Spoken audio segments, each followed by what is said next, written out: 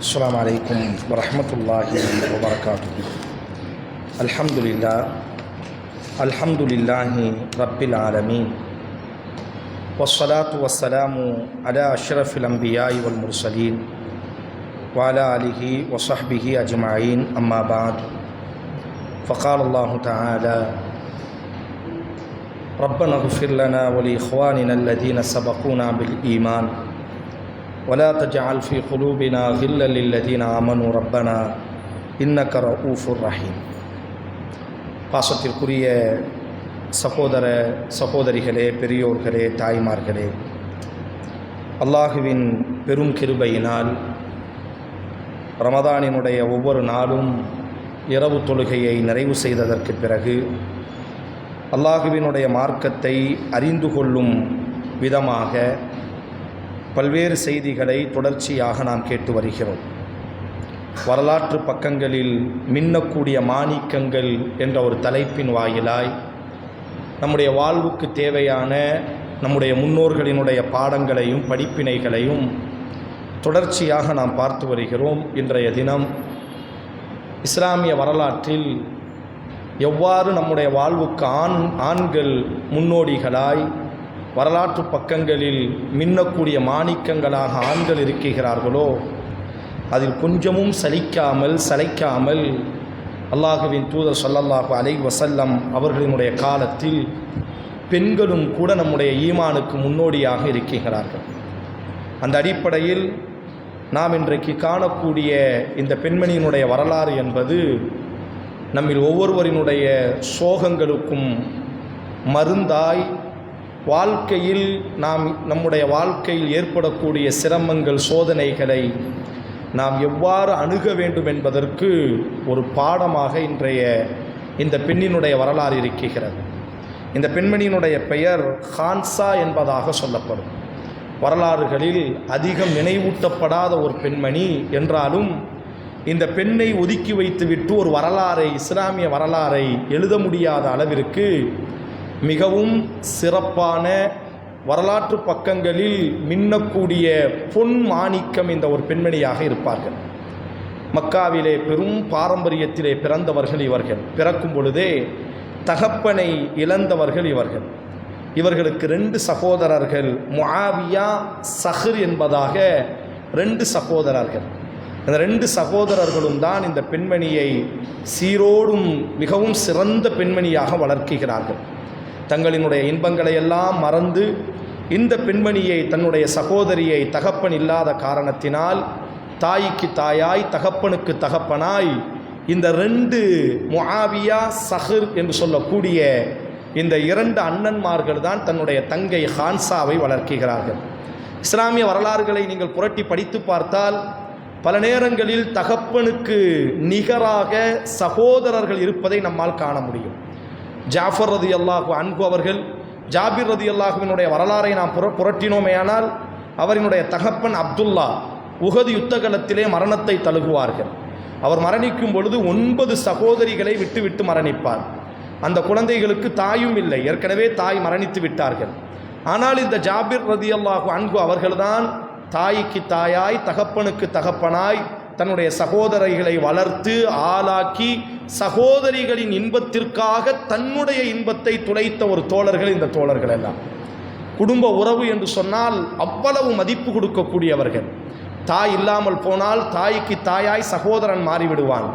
தகப்பன் இல்லாமல் போனால் அந்த ஏக்கத்தை போக்கும் விதமாக தகப்பனாக சகோதரன் மாறிவிடுவார்கள். புகாரில் இந்த செய்தி அழகாக பதிவு செய்யப்படும். ஜாபிர் ரலியல்லாஹு ஒரு பயணத்தை அல்லாஹுவின் தூதரோடு முடித்துவிட்டு பயணத்தில் விரைந்து செல்லும் பொழுது ரசூல் கேட்பார்கள், ஏன் ஜாபிர் இவ்வளவு விரைவாக செல்கிறார்? அல்லாஹுவின் தூதரே, அவர் புது மணாளன், அவர் புதிதாக திருமணம் முடித்திருக்கிறார். ரசூலுல்லாவுக்கு மிகவும் சந்தோஷம். ஜாபிருக்கு பக்கத்திலே போய் கேட்பார்கள், ஜாபிர், நீங்கள் திருமணம் முடித்து விட்டீர்களாமே? ஆம் அல்லாஹுவின் தூதரே. சிறிய வாலிபர், 20, 25, 22 வயது வாலிபர் இந்த ஜாபிர் ரலியல்லாஹு அன்ஹு. நபி கேட்பார்கள், யாரை மனம் முடித்திருக்கிறீர்கள்? எந்த வீட்டு பெண்ணை நீங்கள் திருமணம் முடித்தீர்கள்? உடனே அந்த தோழர் ஒரு விதவை பெண்ணை கை நீட்டுவார்கள். அல்லாஹுவின் தூதரால் ஆச்சரியம் தாங்க முடியாது. காரணம், சின்ன பையன், வாலிபன், இவரை விட வயதிலே மூத்த ஒரு பெண்ணை, விதவை பெண்ணை, கைப்பெண்ணை மனமுடித்திருக்கிறார்கள். உடனே அல்லாஹ்வின் தூதர் கேட்பார்கள், ஜாபிரே நீங்கள் சிறியவர், வாலிபர், ஒரு இளம் பெண்ணை நீங்கள் மணமுடித்திருக்கலாமே, உங்கள் வயதுக்கு ஒத்த பெண்ணை நீங்கள் மணமுடித்திருந்தால் நன்றாக இருந்திருக்குமே. ஜாபிர் சந்தோஷத்தோடு சொல்வார், அல்லாஹ்வின் தூதரே இல்லை, என்னுடைய தகப்பன் அப்துல்லா மரணிக்கும் பொழுது 9 சகோதரிகளை விட்டு மரணித்திருக்கிறார். எங்களினுடைய சகோதரிகளுக்கு தலை பின்ன கூட தெரியாது, தாயும் இல்லாத எங்களினுடைய சகோதரிகள். என் சகோதரிகளை வளர்ப்பதற்காகவே நான் ஒரு முதிய பெண்ணை மணமுடித்திருக்கிறேன். என்னுடைய இன்பத்தை விட, என்னுடைய சுகபோகத்தை விட என் சகோதரிகளினுடைய எதிர்காலம் எனக்கு முக்கியம். ஆதலால் என் சகோதரிக்கு தாயாக ஒரு பெண்ணை நான் மணமுடித்திருக்கிறேன். அல்லாஹு அக்பர். ஆம், நபி தோழர்களும் அப்படித்தான், அன்றைய அரேபியர்களும் அப்படித்தான். சகோதரிகள் என்று சொன்னால் அப்படி விழுந்து விடுவார்கள். உமர் ரலியல்லாஹு அன்ஹு அவரினுடைய வரலாறை நீங்கள் புரட்டி பாருங்கள். அவர் இஸ்லாத்தை ஏற்றுக்கொள்வதற்கு ஒரு அடிப்படை காரணம், ஒரு கட்டத்தில் உமர் ரலியல்லாஹு தன்னுடைய சகோதரி ஃபாத்திமாவினுடைய வீட்டுக்கு வருவார்கள். ஃபாத்திமாவும் அவரினுடைய கணவரும் குர்ஆன் ஓதி கொண்டிருப்பார்கள். இதை சகிக்க முடியாது உமரால். போட்டு போன ரீதியில டக்குன்னு அடித்து விடுவார். அரேபியர்கள் அவ்வளவு சீக்கிரம் பெண்களின் மீது கை நீட்ட மாட்டார்கள். அதிலும் குறிப்பாக சகோதரியை அடித்து விட்டால் மலையே விழுவதை போன்று பார்ப்பார்கள். உமர் போன ரீதியில சகோதரியை ஓங்கி அடித்தவுடன், உடனே அடித்ததுதான் தாமதம், சகோதரியினுடைய வாயிலிருந்து ரத்தம் வந்து விடும். இதை பார்த்துட்டு உமர் அப்படி சோகத்தோடு அமர்ந்து விடுவார்கள். தன்னுடைய சகோதரியினுடைய வாயிலிருந்து ரத்தம் வருவதை பார்த்தவுடன் உமர் ரலியல்லாஹு அன்ஹுடைய மனம் அப்படி இலகிவிடும். ஃபாத்திமா, நீ என்ன கையில் வைத்திருக்கிறாய், அதை எனக்கு கொஞ்சம் காட்டு, இந்த கரடு முரடானவனுக்கு அப்படியேனும் புத்தி வரட்டுமே என்பதாக சொல்வார். சகோதரியினுடைய உள்ளத்தை, சகோதரியை தாக்குவது, சகோதரியை காயப்படுத்துவது என்பதெல்லாம் இஸ்லாமிய வரலாற்றிலும் இல்லை, நம்முடைய மூதாதையர்களினுடைய வரலாற்றிலும் கிடையாது. அப்ப இந்த பெண்மணியை ஹான்சாவை யார் வளர்க்கிறார்களே, ஆனால் ஆரம்பம் இஸ்லாத்திற்கு முன்புள்ள வரலாறை நான் பேசுகிறேன். சஹர், முஆவியா என்ற 2 அண்ணன்மார்கள் தான் இந்த சகோதரியை ஹான்சாவை வளர்க்கிறார்கள். செல்வ சீமாட்டியாக வளர்ந்தவன். அன்றைய மக்காவினுடைய வீதிகளில் பெண்களுக்கு கல்வி என்பதெல்லாம் பெரிய ஆச்சரியம். ஆனால் தன்னுடைய சகோதரிக்கு கல்வியை கொடுத்தார்கள். சாதாரண கல்வி அல்ல, கவிதையினுடைய கல்வியை கொட்டி கொடுத்தார்கள் சகோதரிக்கு. நீ என்ன நினைக்கிறாயோ நீ மாறிக்கொள், நீ எதை கற்க வேண்டுமோ கற்கலாம், உனக்கு எல்லா சுதந்திரத்தையும் நாங்கள் தருகிறோம் என்பதாக 2 சகோதரர்களும் வெறும் செல்வத்தோடி மட்டும் வளர்க்கவில்லை, அறிவோடி வளர்த்தார்கள், கல்வியோடி வளர்த்தார்கள், ஞானத்தோடி வளர்த்தார்கள். இந்த பெண்ணினுடைய வரலாறை நீங்கள் இறுதியிலே நீங்கள் உணர்ந்து கொள்வீர்கள், எவ்வளவு அறிவு அந்த பெண்ணுக்கு ஊட்டி இருக்கிறார்கள் என்பதாக. ஒரு கட்டத்தில் அன்றைய காலத்தில் அரேபியர்கள்ட்ட ஒரு குணம், பாரம்பரியமாக சண்டையிடுவார்கள். தங்களினுடைய ஒட்டகம் பிறரினுடைய தோட்டத்தில் மேய்ந்து விட்டால் கூட அதற்கெல்லாம் சண்டையிடக்கூடியவர்கள். அரபுகள் ஒரு அழகான ஒரு கவிதை சொல்வார்கள், எதிரிகளோடு நாங்கள் சண்டையிட்டுக் கொண்டே இருப்போம், எதிரிகள் இல்லாவிட்டால் எங்களுக்குள்ளாகவே நாங்கள் சண்டையிட்டு செத்து போகுவோம் என்று சொல்வார்கள். அவர்களினுடைய குணாதிசயம் அதுதான். எப்படியாவது அவர்களுக்கு ஒருவர் எதிரியாக இருந்து கொண்டே இருக்க வேண்டும். எவனுமே இல்லை என்று சொன்னால் தங்களுக்குள்ளேயே அடிப்பார்கள். அந்த அடிப்படையில் அவர்கள் பாரம்பரியமாக ஒரு யுத்தம் நடந்து வந்தது. அந்த யுத்தத்தில் மூத்த சகோதரன் முஆவியா கலந்து கொள்கிறார். அதிலே அவர் கொலை செய்யப்பட்டு விடுகிறார். அதற்கு பழி வாங்கும் விதமாக இளைய சகோதரன் ஹன்சாவினுடைய மற்றும் ஒரு இளைய சகோதரன் சஹரும் என்ன செய்கிறார், போய் தங்களுடைய அண்ணனை கொலை செய்து விட்டார்களே என்ற வீராப்பிலே போனவர், அவரையும் அந்த மக்கள் கொலை செய்து விட்டார்கள். வரலாறுகளில் படிக்கிறோம், அந்த பெண்ணால் ஹான்சா இயற்கையாகவே கவிதையினுடைய தோரணையில் வளர்க்கப்பட்டவர். கவிதைகளை படித்து ஒரு பைத்தியமாக போய் போன்று சுத்த ஆரம்பித்து விட்டார். தன்னை வளர்த்தவர்கள் தாய் முகத்தை பார்த்ததில்லை, தகப்பன் முகத்தை பார்த்ததில்லை. தாய்க்கு தாயாய், தகப்பனுக்கு தகப்பனாய், மலையாய் நின்று நம்மை வளர்த்து ஆளாக்கிய 2 சகோதரர்களையும் அவள் பலி கொடுத்ததற்கு பிறகு அவளால் யோசிக்க முடியவில்லை. வாழ்க்கையே விரக்தியினுடைய விளிம்புக்கு சென்று விட்டால், நடக்கும் பொழுது, படுக்கும் பொழுது, எல்லா நேரத்திலும் கவிதைகளை வடித்துக் கொண்டே இருப்பது, சோகத்தினுடைய கவிதைகள். இன்றைக்கும் உலகம், ஒரு மனிதர் இறந்து விட்டால் அரேபியர்கள் இரங்கற்பா கவிதை படிப்பார்கள். அது யாரினுடைய கவிதையை படிப்பார்களே, ஆனால் இந்த ஹன்சாவினுடைய கவிதையைத்தான் படிப்பார்கள். அவ்வளவு பெரிய ஞானம். அந்த பெண்ணுக்கு முன்பும் அப்படி ஒரு ஞானம் உள்ள ஒரு பெண்மணி இல்லை. அந்த பெண்ணுக்கு பின்பும் இப்பொழுதும் அந்த பெண் அளவுக்கு கவிதை வடிக்கக்கூடிய ஒரு நபர்கள் வரலாற்றில் இல்லை. பொதுவாக அரேபியர்களிடத்திலே இரங்கற்பா படிப்பது வழக்கம். மரணித்து விட்டார்களே ஆனால் ஸஹீஹுல் புகாரியில் வரும் அல்லவா, அல்லாஹ்வின் தூதரை அடக்கம் செய்து விட்டு அனஸ் ரலியல்லாஹு எழுந்து வரும் பொழுது அனஸை பிடித்து ஃபாத்திமா நாயகி ஒரு உச்சக்கட்டமான ஒரு இரங்கற்பா படிப்பார்கள். வயாப, என்னுடைய தகப்பனே, அஜாப ரப்பன் ஜிப்ரீல், ஜிப்ரீலுக்கு பதில் கொடுத்தீர்களோ, அஜாப ரப்பன் தஆ, அல்லாஹ்வுக்கு பதில் கொடுத்தாயோ, ஜிப்ரீலே வாருங்கள், உங்களிடத்தில் எங்கள் சோகத்தை பகிர்ந்து கொள்ள வேண்டும் என்று ஃபாத்திமா ரலியல்லாஹு அன்ஹா ஒரு இரங்கற்பா ஏற்படுத்தி படித்திருப்பார்கள். புகாரியில் வருகிறது. இது அரேபியர்களினுடைய குணம். அந்த அடிப்படையில் இந்த ஹான்சா இரங்கற்பாவை படித்துக் கொண்டே இருக்கிறார். நடக்கும் பொழுதும் படுக்கும் பொழுதும் அவரால் தாங்க முடியவில்லை. செல்வ சீமாட்டியோடி வளர்ந்த ஒருவள், ஆனால் வாழ்க்கையினுடைய அத்தனை இன்பமும் தன்னுடைய 2 சகோதரர்களும் கொடூரமாக கொலை செய்யப்பட்டு விட்டார்களே என்ற ரீதியில அவர்களுக்காக இரங்கல்பா படித்துக் கொண்டே இருக்கக்கூடிய நேரத்தில் தான் அல்லாஹ்வின் தூதர் இஸ்லாத்தை சமூகத்துக்கு அறிமுகப்படுத்துகிறார்கள். ஹான்சாவினுடைய உள்ளத்திற்குள்ளாகும் இஸ்லாம் நுழைய ஆரம்பிக்கிறது. ஹான்சா முதல் முறையாக அல்லாஹ்வின் தூதரினுடைய சபையிலே அமர்ந்து தௌஹீதை கற்றுக்கொள்கிறார். அதுவரை கவிதைகளை வடித்த அந்த உள்ளங்கள், கவிதைகளை சிலாகித்து படித்த உள்ளங்கள், அல்லாஹ்வின் தூதரினுடைய நாவால், திருமறை குர்ஆன் ரசூலினுடைய நாவால் யாருக்கு இறக்கப்பட்டதோ அவர் ஓதினால் அதை கேட்பது எவ்வளவு ரசனை! அல்லாஹ் அக்பர். அல்லாஹ்வின் தூதரினுடைய உள்ளத்தால் அந்த குர்ஆனை ரசூல் ஓதி காட்டுகிறார்கள். ஹான்சா மெய்மறந்து விடுகிறார். நாம் என்ன கவிதை வடிக்கிறோம்? இது என்ன கவிதை? உச்சக்கட்டமாக நமது வாழ்வுக்கு வழிகாட்டக்கூடிய விளக்கு இதோ, சூரியன் உதித்து விட்டது என்பதாக தன்னை தீனிற்குள்ளாக நுழைத்துக் கொள்கிறார்கள். திருமணம் முடித்து 4 மகன்களை பெறுகிறார்கள். திருமணம் முடித்ததற்கு பிறகு 4 மகன்களை அந்த அம்மா பெறுகிறார்கள். ரசூலுல்லாஹி ஸல்லல்லாஹு அலைஹி வஸல்லம் அவர்கள் ஹான்சா வந்து விட்டாலே கைகளை தட்டி உற்சாகம் அடைந்து விடுவார்கள். ஹான்சா வாருங்கள், கவிதைகளை ஏற்றுங்கள் என்பதாக. அதற்கு பிறகு இஸ்லாத்திற்காக கவி பாடக்கூடிய ஒரு பெரும் மாற்றம் ஹான்சாவினுடைய உள்ளத்தில். அதற்கு பிறகு இஸ்லாத்திற்காக இஸ்லாமிய எதிரிகளை, அன்றைக்கு எதிரிகளும் கூட கவிதையின் ஊடாக இஸ்லாத்தை தாக்கிக் கொண்டிருந்தார்கள். அவர்களுக்கெல்லாம் பதில் கொடுப்பதற்கு ஆண் நபித்தோழர்களை வைத்ததை போன்று அல்லாஹுவின் தூதர் ஹான்சாவையும் உருவாக்கி வைத்திருந்தார்கள். மக்கள் எல்லாம் சில நபர்களினுடைய கவிகளை புகழ்ந்து ரசூலிடத்திலே சொல்வார்கள். அதோ அவர் படித்த கவிதை. ரசூல் சொல்வார்கள், என்ன கவிதை, என்ன கவிதை! எங்களிடத்தில் இருக்கக்கூடிய ஹான்சா படித்து விட்டால் அதற்கு நிகர் யாரால் கவிதை வடிக்க முடியும் என்பதாக நேற்றைய தினம் வரை தன் சோகத்திற்காக வடித்த கவிதைகள் எல்லாம் தன்னுடைய அறிவை தன் சோகத்திற்காக, தன் இயலாமைக்காக பயன்படுத்திக் கொண்டவள் தௌஹீத் வந்ததற்கு பிறகு, ஈமான் வந்ததற்கு பிறகு தன்னுடைய அறிவை இஸ்லாத்திற்காக பயன்படுத்த ஆரம்பித்து விட்டார்கள். உமர் ரலியல்லாஹு அன்ஹு அவர்களினுடைய சகோதரன் ஸைத் இப்னு கத்தாப், அவர் யமாமா போரிலே மரணித்து விடுவார். குர்ஆனை நாம் இந்த வரலாற்றிலே சில நேரங்களிலே பார்த்தோம் அல்லவா, குர்ஆனை மனனம் செய்த ஹாஃபிதுகள் எல்லாம் ஷஹீதானார்கள் என்பதாக. உமருக்கு முன்பாகவே இஸ்லாத்தை தழுவியவர், உமருக்கு தகப்பனா இருந்து வளர்த்தவர் இந்த ஸைது தான். அவங்க வாப்பா ஹத்தாபி அவருக்கு காசு கொடுக்க மாட்டார். நீ ஒட்டகமே மேய்ப்பதற்கு லாய்க்கெட்டவன் என்பதாக திட்டிய பொழுது இந்த ஸைத், அவர் அண்ணன் தான் என்ன செய்வார், ஸைத் இப்னு கத்தாப், அவர்தான் உமருக்கு என்ன செய்வார் என்று சொன்னால் காசை கொடுத்து உமரை செல்வந்தராக, வியாபாரியாக சிரியாவுக்கு அனுப்பி வியாபாரியாக மாற்றியதிலே ஸைதுக்கு ஒரு பெரிய பங்களிப்பு இருக்கு அவரினுடைய அண்ணனுக்கு. உமர் அதிகம் நேசித்தவர் தன்னுடைய அண்ணனை. தகப்பனை இழந்ததினால் அண்ணனை தான் தகப்பனின் இடத்தில் வைத்து உமர் பார்த்து கொண்டிருந்தார்கள். அந்த அண்ணன் உமர் ரலியல்லாஹு அன்ஹுடைய உடன் பிறந்த அண்ணன் ஸைத் இப்னு கத்தாப் யமாமாவிலே ஷஹீதாகி விடுவார்கள். உமர் அப்படி நிலை குலைந்து விடுவார், மலையே சரிந்ததை போன்று உட்கார்ந்து விடுவார். எல்லோரும் வந்து ஆறுதல் சொல்வார்கள். உமர் அழுது கொண்டே இருப்பார். தன்னுடைய வீட்டில் உமர் அழுது கொண்டே இருப்பதை பார்த்தவுடன் இந்த ஹான்சா வயது முதிர்ச்சி வந்து விட்டது, உமருக்கு ஆறுதல் சொல்வதற்காக சென்றிருப்பார்.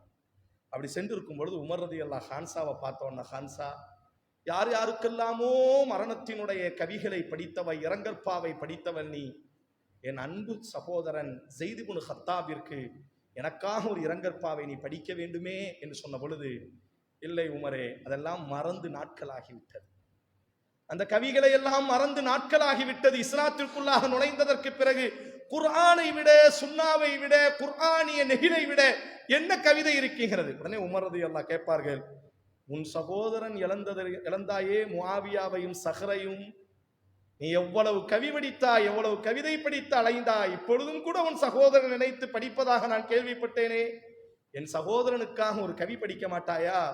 பொழுது அந்த தாய் அழுது கொண்டே சொன்ன ஒரு வார்த்தை, கால லஹா அமீரல் முஃமினீன் அலம் யதுல்லு பகாவுக அலா அஹீக, உன் சகோதரனுக்காக நீ அழவில்லையா? உமர் கேட்கிறார் அவர்கிட்ட. என் சகோதரன் எவ்வளவு பெரிய ஆளு, ஸைத், என்னை வளர்த்தவன், அவனுக்காக நான் இப்ப அழுதுட்டு இருக்கிறேன். இந்த அம்மா வந்து சொல்ல, ஏன் இப்படி அழுதுட்டு இருக்கிற, அழாத அப்படின்பா. உமரை பார்த்து, நீங்க அழாதீங்க, ஒன்றும் பிரச்சனை இல்லை. உடனே உமரால தாங்க முடியாது, உன் சகோதரன் 2 பேரை நினைச்சு நீ அழுதுகிட்டே இருக்கில்ல, உடனே அந்த தாய் சொல்வாள், ஃபரதத்து அலைஹி பகைத்துஹுமா ஃபில் ஜாஹிலிய்யா ஹய்யன் லஹுமா வ ஹஸ்ரத்துன் அலா ஃபிராகிஹிமா.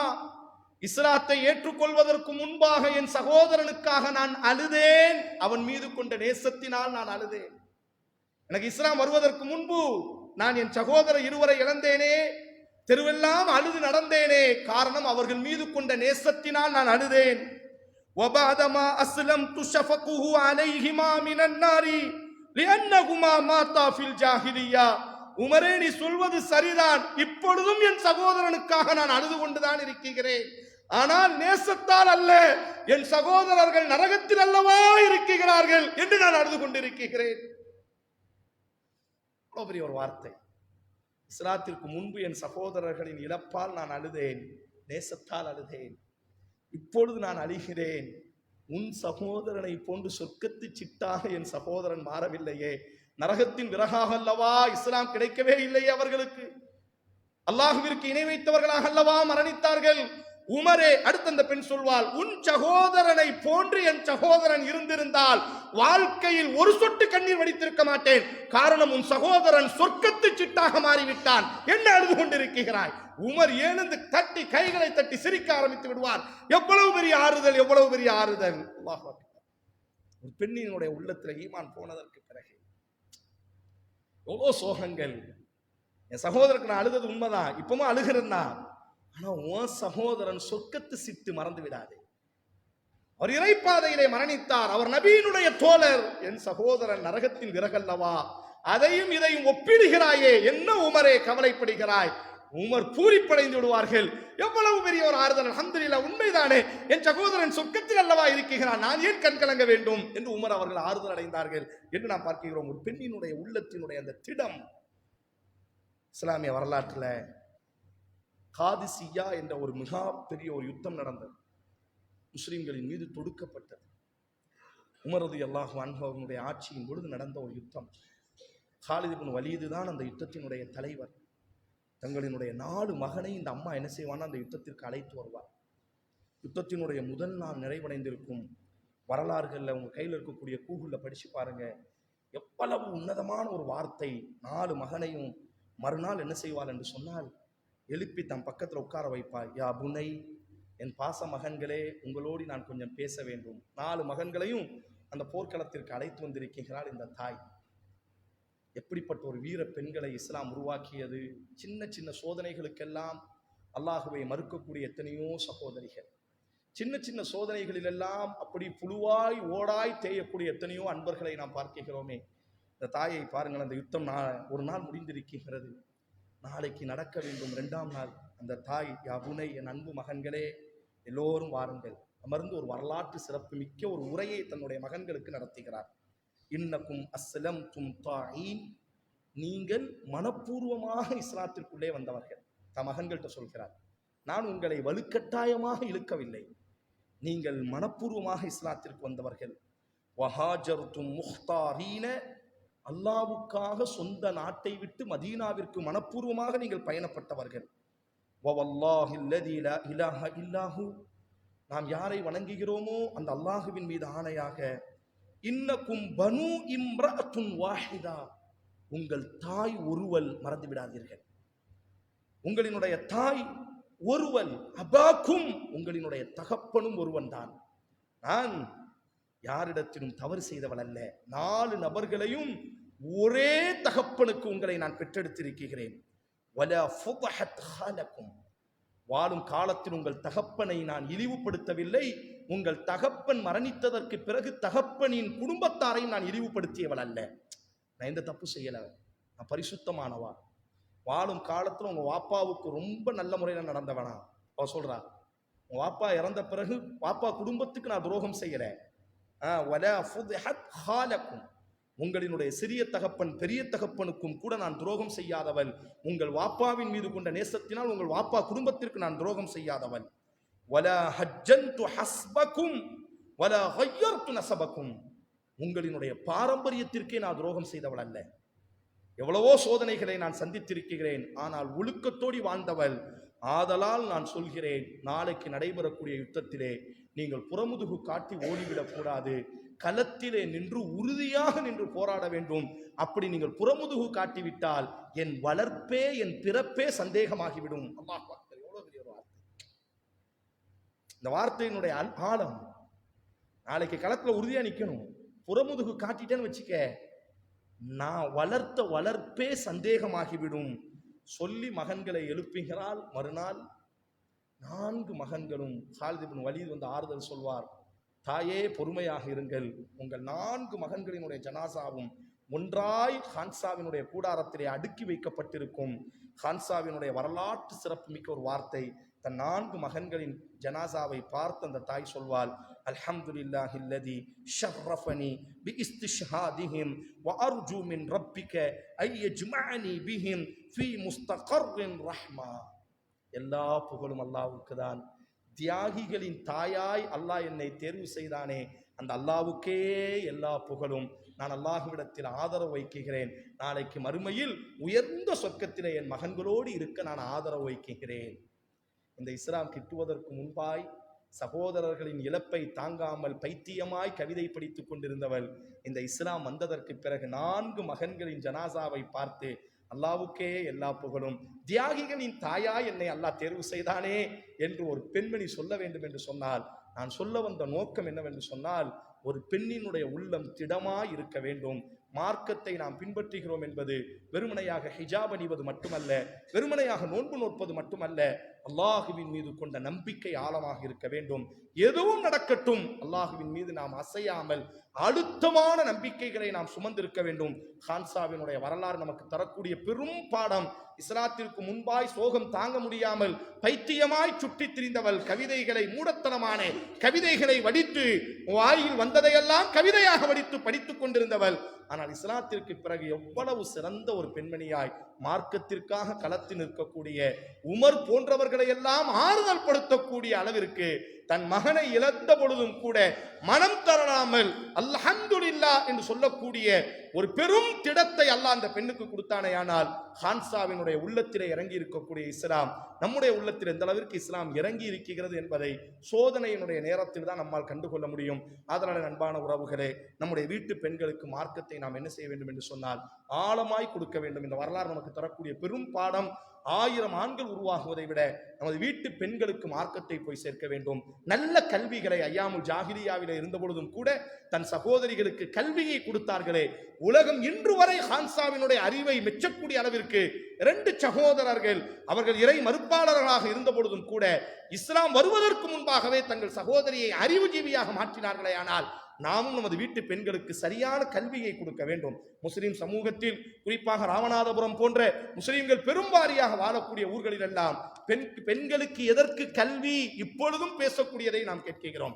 12ஆம் வகுப்பை முடித்து விட்டால் எவன் கையிலாவது பிடித்து ஒளியட்டும் என்பதாக, அவளுக்கு எதற்கு கல்வி, அவள் குழந்தைக்கு சொல்லிக் கொடுக்கக்கூடிய அளவுக்கு போதும் என்று ஒரு மூடத்தனமான நம்பிக்கை. வயதுக்கு வந்ததற்கு பிறகு எவன் கையிலாவது பிடித்து கொடுக்க வேண்டும் என்ற ஒரு தவறான நம்பிக்கை முஸ்லிம்கள் பெரும்பாரியாக வாழக்கூடிய ஊர்களில் இருக்கிறது. நமது வீட்டு பெண்களுக்கு சரியான கல்வியை நாம் என்ன செய்ய வேண்டும் என்று சொன்னால், நாம் கல்வியை கொடுத்தால் எவன் கூடையாவது இழுத்துக்கொண்டு ஓடிவிடுவாள் என்று சாதாரணமாக பேசுகிறோம். அஸ்தகுஃபிருல்லாஹ். நம் வளர்ப்பே அங்கே சந்தேகிக்கப்படுகிறது, என்னுடைய பிறப்பே அங்கே சந்தேகிக்கப்படுகிறது. என் மகளை நான் வளர்த்த அப்படியா? இப்படி ஒரு வார்த்தை ஒரு ஆண் சொல்ல முடியுமா? இல்ல காலேஜுக்கெல்லாம் அனுப்பக்கூடாது பிள்ளைய. ஏன் பாய் அனுப்பிட்டா எவனாச்சும் இழுத்துட்டு போயிட்டா? அப்ப என்ன வளர்த்திருக்கிறாய் நீ என்ன உன் குழந்தைக்கு ஈமானை கொடுத்திருக்கிறாய்? இது போன்ற நம்பிக்கையிலிருந்து வெளியே வருவோம். ஜாஹிலியாவின் காலத்திலேயே பெண்களுக்கு கல்வியை கொடுத்தார்களே, ஆனால் நாமும் நமது வீட்டு பெண்களுக்கு சரியான கல்வியை கொடுக்க வேண்டும். நமது வீட்டு பெண்களினுடைய உள்ளத்தை வந்திருக்கக்கூடிய பெண்கள் வாழ்க்கை ஒரு சோதனையினுடைய களம். எது நடந்தாலும் ஹான்சாவை போன்று உறுதியான பெண்களாக நம்முடைய ஈமானை நாம் மாற்றிக்கொள்ள வேண்டும். இன்ஷா அல்லாஹ் நாளைய தினம் இந்த தலைப்பினுடைய இறுதி தலைப்பாக வரலாற்று பக்கங்களில் மின்னக்கூடிய மற்றும் ஒரு மாணிக்கத்தை நாம் பார்க்கலாம். வாஹிர் தாவானா அல்ஹம்துலில்லாஹி ரப்பில் ஆலமீன்.